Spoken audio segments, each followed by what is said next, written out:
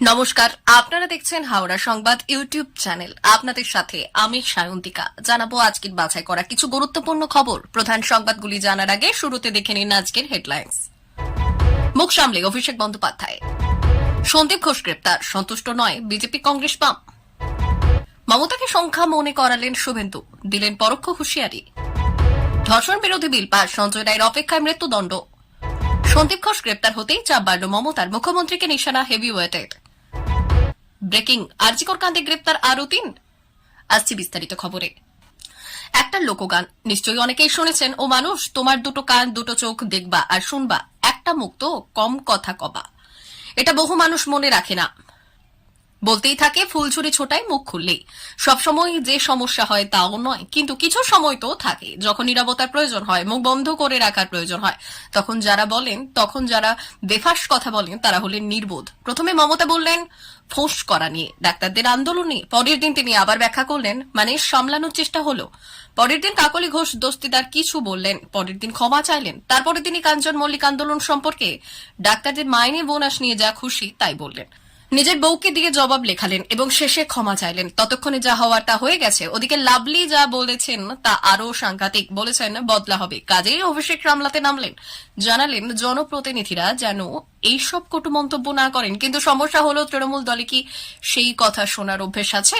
এক অসম্ভব মুখোমুখি লড়াই করে, প্রতিদিন জানবাজি রেখে লড়াই করে তৈরি হয়েছে এই বাংলা জুড়ে তৃণমূলের র্যাঙ্ক অ্যান্ড ফাইল। কেউ মার খেয়েছেন, কারো বাবা কারো কাকা মার খেয়েছে, মারা গেছে, গ্রাম ছাড়া হয়েছে। তাদের রাজনীতিতেই এক ধরনের তিক্ততা ছিল। বিজেপি আসার পরে তা আরো ৩-৪ গুণ বেড়েছে, পাল্লা দিয়ে বেড়েছে। কাজে সেই ছিলার মতো টান টান করা তৃণমূল র্যাঙ্ক অ্যান্ড ফাইল, এই রাত দখল ইত্যাদি দেখে বোমকেই ছিল। তার উপর মমতা বন্দ্যোপাধ্যায় নিজেই ফোঁস করতে বলেছেন। ব্যাস, চারিদিক থেকে ফোঁস ফোঁস শব্দ। আর তার থেকেও বেশি কলরব সর্বত্র। মানুষের মেজাজ আরো চড়ছে। তেমন এক সময়ই যুবরাজ হাল ধরতে নেমেছেন। সব জানালেন মুখ সামলে, হ্যাঁ ওই যে দুটো কান আর দুটো চোখে দেখবা আর শুনবা, একটাই তো মুখ, কথা কম কবা। আমরা আমাদের দর্শকদের জিজ্ঞাসা করেছিলাম, এই অশান্ত সময়ে দলের লোকজনদের মুখের ভাষা সংযত করার পরামর্শ দিলেন অভিষেক বন্দ্যোপাধ্যায়। আপনাদের কি মনে হয় সেটা আখেরে তৃণমূলের কাজে দেবে, নাকি কথা না বলাকে মানুষ দুর্বলতা মনে করবে? শুনুন মানুষজন কি বলেছেন। অভিষেক বন্দ্যোপাধ্যায় একটা নতুন সংস্কৃতি তৈরি করতে চাইছেন। রাজনৈতিক দলের এক কর্পোরেট কালচার, এক ধরনের ডিসিপ্লিন আর হায়ার আর কি কতটা পারবেন জানি না, কিন্তু এই বিষয়গুলো তৃণমূলে অজানা, বা এটাও বলা যায় সাধারণভাবে বাংলা রাজনীতিতে যে আকচা আকচি হয়, যে ধারা মেনে রাজনীতি চলতে থাকে, তার আপন পথে অভিষেক সেখান থেকে বের হয়ে এক নতুন রাজনৈতিক সংস্কৃতি তৈরি করতে চান। দলের ওল্ড গার্ডেরা তা মেনে নেবেন, দলের র্যাঙ্ক অ্যান্ড ফাইল সেটা মেনে নেবে জানি না, তবে মেনে নিলে আগামী দিনে এক নতুন তৃণমূলকে দেখতে পাবো আমরা, এই নিয়ে কোনো সন্দেহ নেই। ৩রা সেপ্টেম্বর আরজিকর কাণ্ডে ডক্টর সন্দীপ ঘোষ গ্রেপ্তার, এই খবরে উল্লসিত না হতে পরামর্শ বিজেপি, কংগ্রেস ও বামেদের। তাদের মিলিত অভিযোগ, আসল সত্যকে চেপে দেওয়া হতে চলেছে। এককভাবে সন্দীপের পক্ষে এত বড় সংঘটিত অপরাধ করা সম্ভব ছিল না। বিজেপির রাজ্যসভার সাংসদ তথা মুখপাত্র শ্রমিক ভট্টাচার্য এই প্রসঙ্গে বললেন, যদি মাথায় আশীর্বাদ ও সঙ্গে অনুপ্রেরণা না থাকে তবে এত বিশাল চক্রকে একার পক্ষে বেশি দূর টেনে নিয়ে যাওয়া অসম্ভব। কংগ্রেসের পক্ষে সৌম্য আইচ রায় জানান, প্রত্যক্ষ ও পরোক্ষভাবে এই ঘটনায় কে যুক্ত? রাজ্য সরকার। সেই জন্য তো টানা ১৫ দিন ধরেই সে অধরা ছিল। বরাবর বলা হচ্ছে তথ্য প্রমাণ লোপাটের জন্য যে পরিকল্পনা রাতের অন্ধকারে তাও আবার পুলিশকে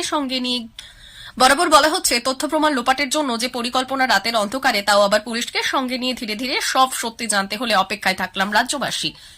সিপিআই রাজ্য সম্পাদক মোহাম্মদ সেলিম বললেন, হেফাজতে নিয়ে জেরা করার জন্য প্রথম দিন বলা হয়েছে।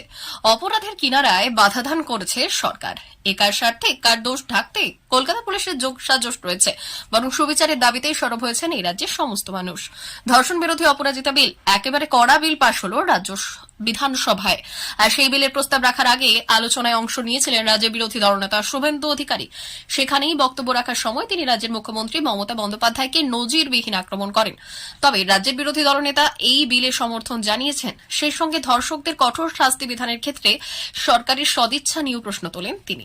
শুভেন্দু অধিকারী বলেন, সংখ্যা শেষ কথা বলে না, শেষ কথা বলে জনগণ। বুদ্ধবাবু বলেছিলেন, আমরা ২৩৫, তোমরা ৩০। তখন আমিও ছিলাম। এই বিল নতুন কিছু নয়, এই বিল হলো আন্দোলন থামাও, সরকার বাঁচাও, নজর ঘোরাও। এরপর বিস্ফোরক সব অভিযোগ করেন শুভেন্দু অধিকারী। তিনি বলেন, ৯ অগস্ট ৩৬ ঘন্টা ডিউটি করিয়ে খুন করা হয়েছে সরকারি কাস্টাডিতে। দেশ জুড়ে প্রতিবাদ হচ্ছে, পাকিস্তানের ডাক্তারদের সংগঠন বিবৃতি দিচ্ছে। এই লজ্জা রাখবো কোথায়? অবশেষে সিবিআইয়ের পক্ষ থেকে গ্রেফতার করা হয়েছে আরজি করের প্রাক্তন অধ্যক্ষ সন্দীপ ঘোষকে। তবে খুনের ঘটনায় নয়, দুর্নীতির ঘটনায় তাকে গ্রেফতার করা হয়েছে বলে খবর। আর এই পরিস্থিতিতে সন্দীপ ঘোষের গ্রেফতারের খবর পেয়ে খুশির রাজনৈতিক মহল। তবে বেশ কিছু প্রশ্ন মাথাচাড়া দিতে শুরু করেছে। আর সেই প্রশ্ন করতে গিয়ে সরাসরি মুখ্যমন্ত্রীকে দায়ী করলেন সিপিএম নেতা সুজন চক্রবর্তী। প্রসঙ্গত এদিন সন্দীপ ঘোষের গ্রেফতারি নিয়ে সুজন বাবুকে একটি প্রশ্ন করা হয়, আর সেই প্রশ্নের উত্তর দিতে গিয়ে তিনি বলেন, অবশেষে সন্দীপ ঘোষকে গ্রেফতার করা হয়েছে, দুর্নীতির ঘটনায় তাকে গ্রেফতার করা হয়েছে, কিন্তু 1 বছর ধরে এই দুর্নীতির বিরুদ্ধে কোনো মামলা হয়নি কেন? কারা তাকে আশ্রয় দিয়েছেন? কারা এটাকে ধামাচাপা দেওয়ার চেষ্টা করেছেন? এর দায়িত্ব মুখ্যমন্ত্রীকে নিতে হবে। আরজিকর কাণ্ডে সন্দীপ ঘোষের গ্রেফতারির পর আরও 3 জনকে আটক করেছে সিবিআই। এর মধ্যে রয়েছে সন্দীপের অতিরিক্ত নিরাপত্তারক্ষী আফসার আলী এবং হাসপাতালের 2 ভেন্ডার বিপ্লব সিংহ ও সুমন হাজরা। এই 4 জনকে প্রিভেনশন অফ করাপশন আইনে গ্রেফতার করা হয়েছে। সিবিআই দুর্নীতি দমন শাখার পক্ষ থেকে জানানো হয়েছে যে সন্দীপ ঘোষ এবং তার সঙ্গীদের বিরুদ্ধে আরজিকর হাসপাতালের আর্থিক দুর্নীতি ও অনিয়মের অভিযোগে গ্রেপ্তার করা হয়েছে।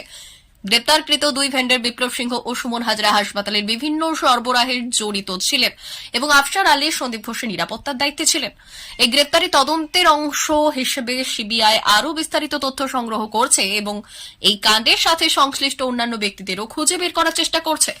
প্রিয় দর্শক, আমাদের চ্যানেলের সঠিক খবর নিয়মিত পেতে চ্যানেলটি সাবস্ক্রাইব করুন। ধন্যবাদ।